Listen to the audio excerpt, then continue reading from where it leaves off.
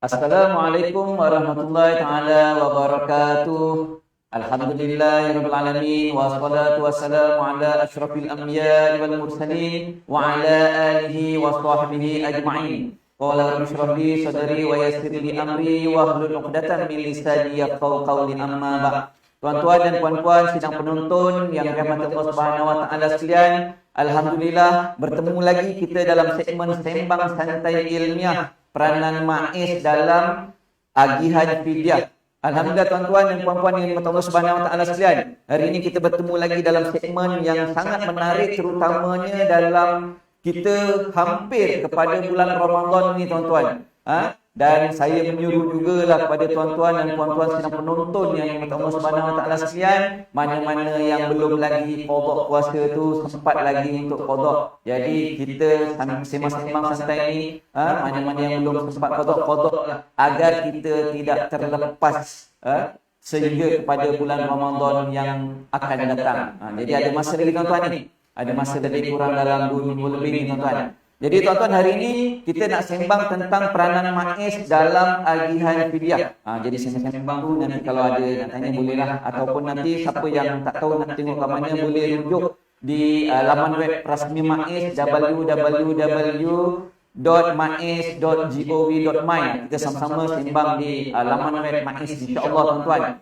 Jadi, tuan-tuan dan puan-puan yang dirahmati Allah Subhanahu wa taala, sidang penonton yang dirahmati Allah Subhanahu wa taala sekalian, apabila kita berbincang ataupun apabila kita bercakap tentang fidyah, minggu lepas Al-Fadhil Ustaz Saleh telah pun berbicara tentang fidyah dan juga gandaan ataupun tak. Jadi, mana-mana yang telah pun kata tertinggal, elok dibayar ataupun elok laksanakan dulu pembayaran fidyah untuk yang tertinggal, yang terlepas. Jadi tahun ni hanya untuk kita qada puasa sahaja. Jadi apabila kita telah pun tahu tentang bayaran fidyah yang dibayar kepada MAIS ataupun kepada ejen-ejen yang lain, insya-Allah hari ini kita akan sembang tentang bagaimana fidyah itu diagihkan. MAIS mengagihkan fidyah dalam kita membantu golongan fakir miskin ataupun mereka yang kurang berkemampuan di luar sana, insya-Allah tuan-tuan. Jadi apabila disebut tentang fidyah itu semua dah maklum. Semua dah maklum, iaitu sesuatu yang dibayar untuk menebus dirinya, baik dalam bentuk harta ataupun tindakan yang lain, kerana kekurangan dalam salah satu amal ibadah. Itu konsep ataupun takrifan fidyah itu sendiri. Jadi mereka yang tinggal boleh qada puasa. Ini jelas dimaklumkan dalam Al-Quran, dalam surah Al-Baqarah ayat 184, Allah sebut wa 'alal ladzina yutiqunahu fidyatun ta'amu miskin. Dan orang-orang yang tidak berdaya untuk berpuasa disebabkan tua dan sebagainya, maka hendaklah dia membayar fidyah, iaitu memberi makan orang fakir miskin. Dan dalam pelaksanaan ataupun dalam peranan MAIS kita mengagihkan fidyah kepada masyarakat di bumi Selangor ni tuan-tuan, maka ada di sana kita telah laksanakan lebih kurang dah lama tuan-tuan, lebih kurang dalam 2 tahun lepas. Dan di sana ada kriteria-kriteria tertentu. Siapa yang layak untuk menerima agihan fidyah ini? Siapa yang layak? Adakah semua tak mampu je, ataupun adakah semua gaji tak masuk lagi kita boleh mohon fidyah? Tak. Dia ada syarat-syarat tertentu dia tuan-tuan. Asas dia fidyatun ta'am miskin, asas dia. Jadi syarat-syarat yang tertentu yang ditetapkan kat sini, yang pertama sekali adalah penerima fidyah itu hendaklah beragama Islam. Dia bukan macam mu'allaf ya. Sama siapa yang dijinakkan hatinya boleh dapat. Tak yang ni hendaklah diberi kepada mereka yang beragama Islam. Kemudian untuk di Selangor, mereka yang beragama Islam dan lahir di negeri Selangor atau bermustautin dan menetap di negeri Selangor, bukannya di luar daripada Selangor.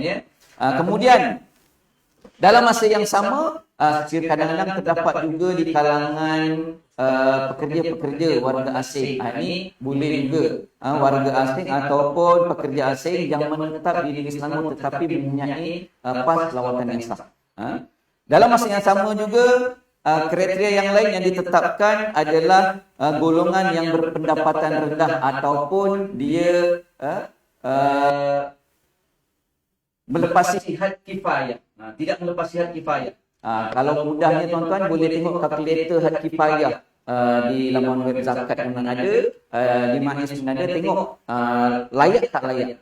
Jadi siapa-siapa yang tidak melepasi had kifayah, maka mereka ni layak untuk menerima agihan zakat. Ataupun kalau yang fakir miskin yang mendaftar dengan zakat tetapi tidak menerima bantuan bulanan, contohnya boleh juga menerima agihan fidyah Maknis, tuan-tuan dan puan-puan yang bermanfaat sekalian.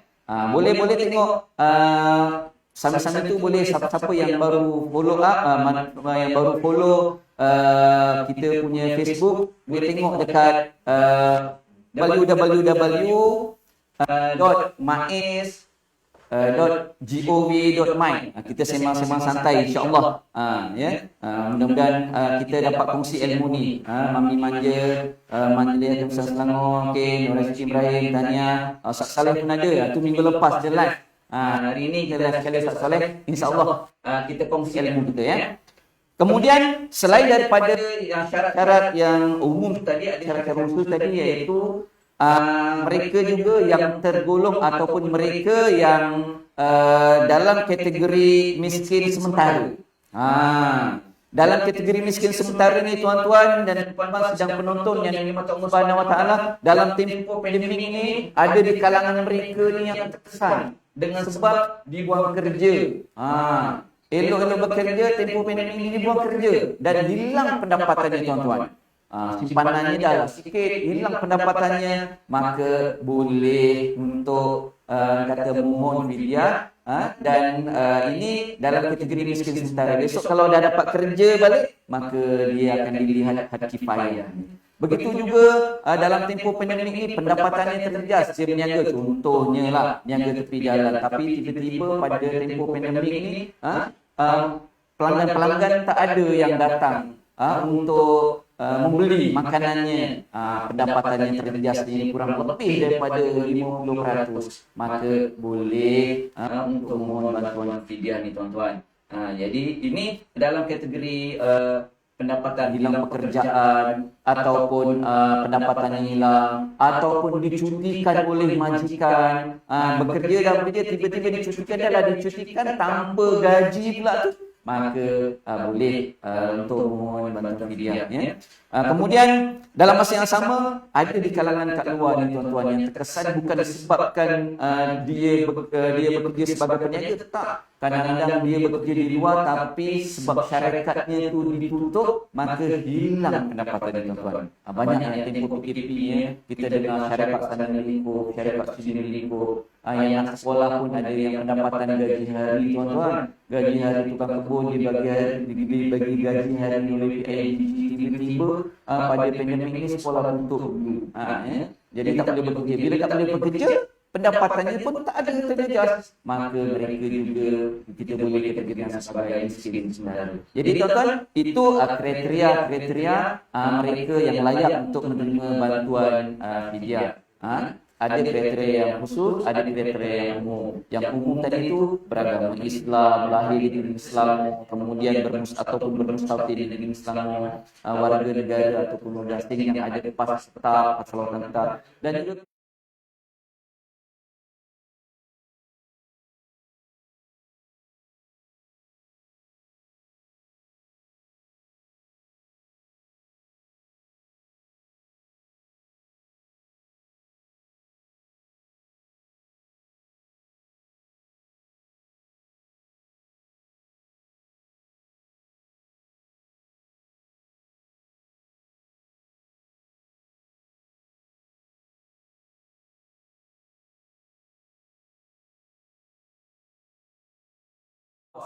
mudah-mudahan info ini berguna untuk kita, keluarga dan juga jiran-jiran semua. Ya, insya-Allah.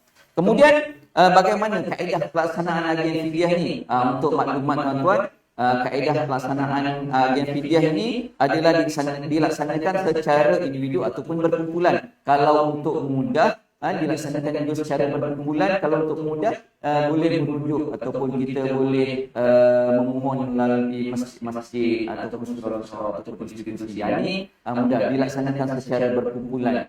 Dan permohonan ini disahkan oleh tuan imam ataupun tuan nazir masjid ataupun pengurusi surau di peringkat Korea tuan-tuan yang semua. Jadi nanti faedah pelaksanaannya pun diagihkan terus direct kepada masjid dan juga surau melalui mereka, dan kita agihkan kepada anak-anak Korea. Dan untuk maklumat tuan-tuan juga, sebenarnya bantuan ini bukannya bantuan bersifat bulanan. Dia bantuan kita bagi dalam bentuk one off. Maknanya mungkin fasa 1 dilaksanakan bawah bulan 6 ataupun sehingga bulan 6 kita laksanakan fasa 1. Nanti kalau sekiranya ada lebihan lagi ataupun ada lagi rezeki, orang ada kesedaran untuk membayar fidyah, kita akan laksanakan lagi fasa 2. Jangan takut tuan-tuan. Amanah tuan-tuan membayar fidyah kepada MAIS, insya-Allah kami akan laksanakan amanah tersebut untuk diserahkan kepada mereka yang berhak. Apabila berkata tentang mereka yang berhak tadi, selain daripada kriteria tadi, maka ada juga yang bertanya, Ustaz, ibu tunggal ni boleh dapat ke? Sekiranya ibu tunggal tuan-tuan, dia sekiranya tergolong ataupun mereka ni masuk dalam kategori fakir ataupun miskin sementara, maka boleh memohon bantuan fidyah. Maklumlah kan keadaan ibu tunggal pun sekarang ni ada yang berkerjaya, ada juga yang bekerja tetapi pendapatannya kurang untuk menampung anak-anak dan sebagainya. Boleh sekiranya mereka layak. Kalau dan seterusnya, kalau mereka ni ada memelihara anak yatim dan sebagainya, maka yang memelihara anak yatim dan sebagainya itu tengok sekiranya pendapatan mereka tidak melepaси had kifayah, mereka layak untuk memohon bantuan fidyah. Tapi kalau mereka ni anak yatim tapi dalam keluarga yang kaya, maka mereka tidak layak dalam kes dalam keadaan tersebut. Begitu juga dalam tempoh bencana ni contoh. Macam ni. Ada juga yang tanya, Ustaz, di kalangan saudara mara ada yang terkena banjir. Yang perkara ini kita telah pun merujuk kepada Jabatan Mufti juga tuan-tuan. Mereka yang terkena bencana yang ada simpanan ataupun ada lebihan kewangan, maka mereka ni tidak layak untuk menerima bantuan. Namun sekiranya mereka ni tergolong dalam kalangan orang yang miskin sementara, mereka boleh memohon ataupun layak menerima bantuan fidyah. Okey, jelas mereka siapa yang boleh memohon dan siapa yang tak boleh memohon. Alhamdulillah, kalau pening Ustaz, kita pendapatan pun tak tahu macam mana nak bagi ni kan. Boleh tengok je kalkulator, kita kalkulator fidyah lepas payah tersebut. Jadi kalau lepas payah boleh memohon bantuan fidyah dulu, ya. Jadi tuan-tuan dan puan-puan yang dirahmati Allah Subhanahu Wa Taala sekalian, untuk makluman yang ni dia bukan bersifat bulanan. Kita khawatir juga kalau kita bagi nanti bulan lepas sampai, bulan ni tak sampai. Tak, sebab kita bagi dalam bentuk one off. Dan kebiasaannya kita akan bagi untuk pertengahan tahun pertama ni kita akan bagi sampai bulan 6, dan sekiranya ada lebih nanti kita akan bagi lagi untuk fasa yang kedua. Alhamdulillahnya kami pun mengucapkan banyak terima kasih kepada tuan-tuan, kepada sidang jemaah, kepada agensi rakan strategi yang banyak membantu MAIS ini tuan-tuan. Dan jenis barang fidyah yang kita bagi ni jenis macam mana pula ya? Kan nanti ada yang minta sampai 1,000 dan sebagainya nanti. Dan sebenarnya barangan fidyah yang kita bagi ataupun yang kita agihkan ni tuan-tuan, dia adalah dalam bentuk barangan makanan asasi. Kan disebut fidyah tu kita bagi asasnya bagi dalam bentuk barangan makanan asasi. Kita bagi beras, kita bagi tepung, kita bagi keperluan-keperluan makanan asasi. Namun dalam kes-kes tertentu dan kelulusan jawatan kuasa, kita boleh juga beri dalam bentuk agihan tunai ikut kes-kes tertentu. Asalnya kita bagi makanan asasi. Assalamualaikum, waalaikumsalam warahmatullahi wabarakatuh. Mudah-mudahan nanti kita dapat kongsi-kongsi yang saya sebarkan ya. Saya sebarkan info ini melalui Facebook MAIS ya. Okey. Dalam kita melaksanakan agihan fidyah ni tuan-tuan, kita manusia ni tidak bergerak secara keseorangan.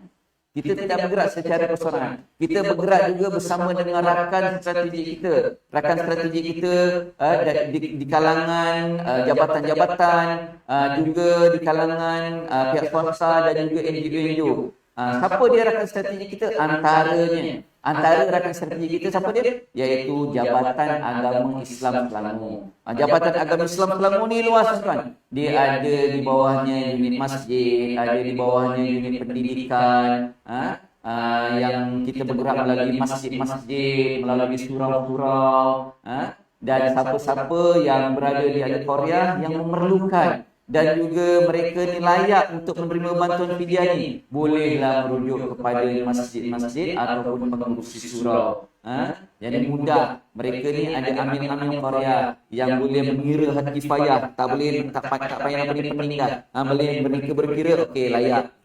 Ustaz dia ni lagi susah sebelum ni, mana mereka ni lebih rapat dengan ahli qaryah dan tahu ahli qaryah mereka sendiri. Ada di kalangan mereka ni juga kemungkinan yang kadang-kadang segan untuk ke masjid, segan untuk ke surau. Maka boleh juga rujuk kepada jawatan kuasa Korea dan peringkat mereka. Itu boleh juga rujuk ya. Siapa lagi rakan strategi kita? Rakan strategi kita antaranya juga adalah Lembaga Zakat Selangor. Mereka ada asnaf kadang-kadang memerlukan dan dibagi dah bantuan. Rupanya masih memerlukan. Boleh kita bagi. Contoh kadang-kadang bagi bantuan sewa rumah. Tapi tiba-tiba pendapatannya terjejas. Mereka nak kata tak boleh nak survive. Boleh tak dibantu? Boleh. Tak ada masalah. Mereka ada lagi di kalangan kita, di kalangan rakan strategi kita siapa dia? Yayasan Islam Darul Ihsan, Teraju Asnaf, Teraju Ekonomi Asnaf Keras. Begitu juga rakan strategi kita di kalangan NGO yang kadang-kadang turun pada tahu di kalangan orang-orang yang susah diceruk-ceruk.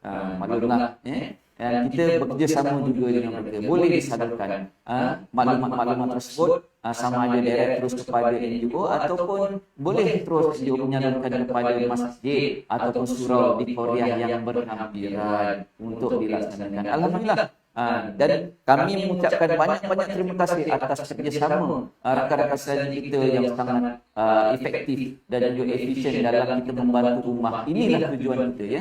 Inilah tujuan kita untuk kita membantu umat. Bukannya orang kata kita gunakan untuk kita semata-mata, tak. Kita kena bagi. Duit fidyah ni amanah kepada kami tuan-tuan. Dan kita amanah juga kepada kita sama-sama untuk mengagihkan kepada umat Islam ini. Mudah-mudahan sampai kepada mereka yang memerlukan. Dan kita target, kita tak nak ada orang yang susah dan tak nak ada orang yang tak makan di dini Islam ini tuan-tuan. Mudah-mudahan kalau mereka ada terjumpa, kalau nak bantuan keperluan kesegeraan, boleh rujuk ke kaunter-kaunter dapur fidyah kita.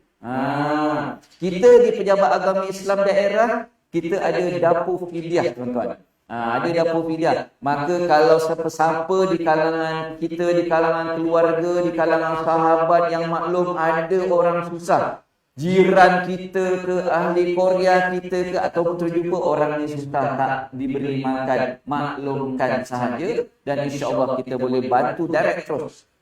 Bantu mereka dengan menggunakan dapur fidyah kita di Pejabat Agama Islam daerah-daerah tuan. Kita ada 9 daerah dan setiap daerah ada dapur fidyah dan termasuk sekali di pejabat.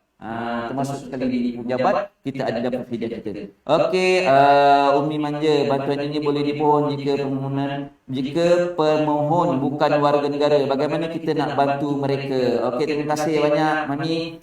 Untuk yang bukan warga negara, pastikan mereka ni ada ataupun pasport yang sah. Boleh. Sebabnya kita pemohon ni semuanya kita rekodkan. Penerima ni kita rekodkan dan juga kita daftarkan dia. Jadi pastikan dia ada pasport yang sah, kemudian maklumkan saja kepada sama ada kalau kesegeraan perlu kepada dapur fidyah, kita maklumkan saja kepada Pejabat Agama Islam daerah kalau sekiranya mereka nak masukkan dalam penerima-penerima di kalangan penerima ahli Korea, boleh terus rujuk kepada masjid ataupun surau yang berhampiran. InsyaAllah selagi mana ada lagi duit amanah fidyah yang orang beri kepada majlis ini, insyaAllah kita akan salurkan kepada mereka yang berhak untuk mendapatkannya, insyaAllah tuan-tuan. Ya. Kemudian bagaimana cara memohon? Okey, sebagaimana yang saya maklumkan tadi, bagaimana cara nak memohon? Boleh merujuk kepada rakan strategi kita yang saya sebutkan tadi, sama ada pejabat agama ataupun sama ada masjid ataupun surau ataupun NGO ataupun kadang-kadang persatuan-persatuan yang menaungi mereka, kemudian mereka terkesan, contoh yang macam sebelum ni persatuan pemandu bas sekolah. Kan musim PKP, bas sekolah tak boleh beroperasi, jadi pemandu-pemandu pengusaha-pengusaha bas ni terkesan pendapatannya hilang. Boleh kita bantu. Boleh melalui persatuan-persatuan. Dan pastikan mereka ni, atau kalau warga asing, pastikan mereka ni ada dokumen perjalanan yang sah. Ya? Kemudian mohon dan sertakan informasi ataupun maklumat-maklumat yang diperlukan. Biasanya kita perlukan nama, ID dan sebagainya. Boleh rujuk kepada rakan strategi kita dan nanti rakan strategi akan sahkan, sebab mereka yang lebih maklum, mereka yang lebih mengetahui kelayakan tuan-tuan. Tuan-tuan kalau pergi ke kami tak tahu tuan-tuan bekerja pendapatan macam mana. Jadi banyak perkara-perkara yang kita kena dapatkan maklumat tersebut daripada tuan-tuan. Tapi kalau pergi ke rakan strategi kita, contoh masjid ataupun surau, mereka dah tahu ahli Korea dia. Mereka dah tahu dah. Kalau satu mereka dah tahu pekerja-pekerja dia. Ini memang terkesan sebab gajinya separuh hilang ataupun lebih daripada separuh hilang, ataupun diberhentikan dan sebagainya. Mereka lebih maklum dan boleh mohon terus kepada majlis agama ataupun pejabat Islam daerah dengan melalui borang yang telah ditetapkan, insya-Allah. Dan kalau ada kesegeran, maklumkan kita akan bagi melalui dapur fidyah kita di peringkat daerah, dan mudah-mudahan ia membantu kita, insya-Allah. Jadi tuan-tuan dan puan-puan yang dirahmati Allah Subhanahu Wa Taala sekalian, ini jadi kita dah tahu syarat ataupun kriteria penerima agen fidyah. Kemudian dengan siapa kita nak mohon. Jadi tuan-tuan, saya minta siapa-siapa yang dapat maklumat ini diwar-warkan dan dihebah-hebahkan. Dan kalau sekiranya ada keperluan kesegeraan, kita boleh mohon terus melalui dapur fidyah kita. Dapur fidyah kita di peringkat daerah. Yang tu mudah dan juga yang tu kata benda yang boleh kita bagi segera terus. Saya banyak kadang-kadang dapat panggilan ataupun dapat maklumat yang ada orang susah dan sebagainya. Dan alhamdulillah,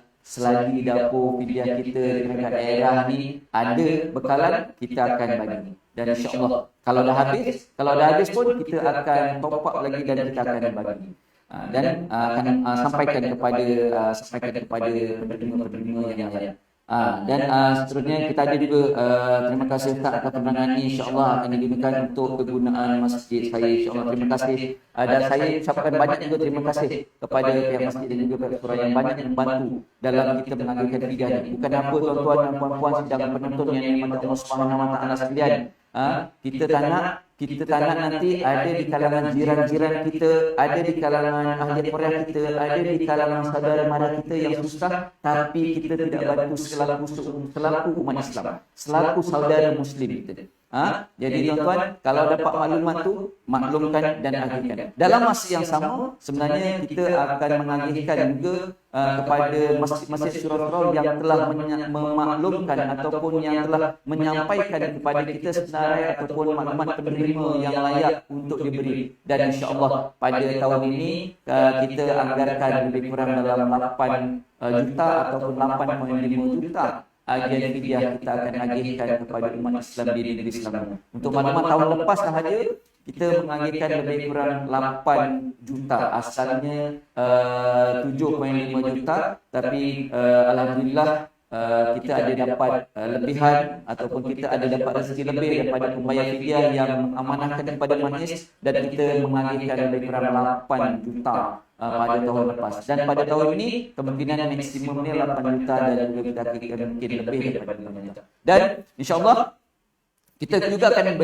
berkolaborasi bersama dengan rakan strategi kita sebagaimana tahun-tahun yang sudah, dan kepada mereka ataupun kepada pengusaha-pengusaha ataupun kepada agensi-agensi yang nampak ataupun yang tahu ada di kalangan kaki tangan mereka yang terkesan, jangan malu-malu, jangan segan-segan kita bantu mereka. Mudah-mudahan sedikit sumbangan yang kita agihkan, sedikit bantuan yang kita berikan dapat meringankan beban sahabat saudara semuslim kita, tuan-tuan. Jangan lupa sama-sama kita kongsi rezeki. Dengan cara ini kita akan dapat ganjaran dan rahmat daripada Allah Subhanahu Wa Taala, tuan-tuan. Sebabnya mungkin kita tak mampu nak beri, tapi kita mampu untuk menyalurkan maklumat. Salurkan maklumat itu kepada kita bantu. Mudah-mudahan rezeki yang dikongsi Allah gandakan amalan kita, sama di dunia ataupun di akhirat, insya-Allah, tuan-tuan. Jadi tuan-tuan dan puan-puan yang dimati Allah Subhanahu Wa Taala, sidang penonton yang dimati Allah Subhanahu Wa Taala, Ustaz, ni tak sempatlah nak tanya dalam FB Live ni, tak sempat nak tanya. Boleh orang kata layari laman web kita www.mais.gov.my, atau boleh terus rujuk kepada Uruskia Fidyah kita, Uruskia Fidyah Majlis Agama Islam Selangor. Di mana, tuan-tuan? Di tingkat 2 Komplek Mais Kelang. Komplek Mais Kelang di Jalan Biru tu. Kalau tahu Bank Islam Kelang tu ada kat situ. Atau boleh rujuk ke nombor telefon 33614000.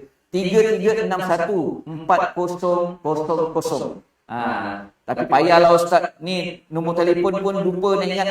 Layari dia terus dekat FB Mais, www.mais.gov.my, dan boleh ajukan persoalan di situ, dan insya-Allah kita akan bantu mana-mana yang memerlukan, insya-Allah, tuan-tuan dan puan-puan yang Allah Subhanahu Wa Taala sekalian. Jadi insya-Allah kita akan terus berkongsi informasi ini dalam sembang ilmiah. Sembang ilmiah ini mudah-mudahan kita akan dapat ilmu yang bermanfaat dan kita sharekan kepada rakan-rakan yang lain. Kita jumpa lagi pada hari yang sama minggu hadapan bersama dengan seorang lagi ustaz yang akan mengupas tentang fidyah. Jadi tuan-tuan boleh tanya pada masa akan datang, insya-Allah. Yang mana yang baik datang daripada Allah Subhanahu Wa Taala. Saya mohon ampun dan maaf atas kelemahan diri. Aqulu qouli hadza wa astaghfirullah li wa lakum. Wassalamualaikum warahmatullahi taala wabarakatuh.